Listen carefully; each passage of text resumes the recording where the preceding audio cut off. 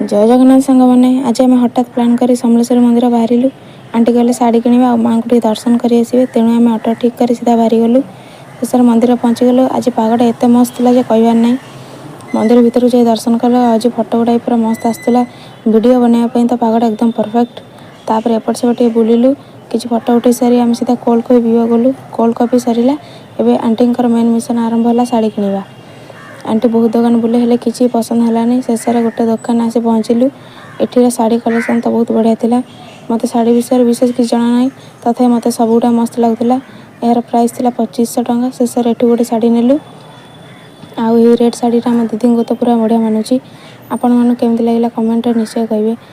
तापर आगू गलु आ गोटे दुकान आ गोटे शाढ़ी नेलु। पुणी मंदिर सामना को आसलु। दीदी गोटे कुर्ती देखिले दुकान जमा पैसा कमेलानी। शेष दीदी बाध्य होने आपटे मुझे बुलुवा बेले हठात गोटे गाइता सिंगर मत भूसीदेला। केते पेन है कहबार ना। छाड़ा घर को फेरिया टाइम ऑटो वाला 300 टंका कहते हैं आम 200 टंका कन्विन्स करदेलु।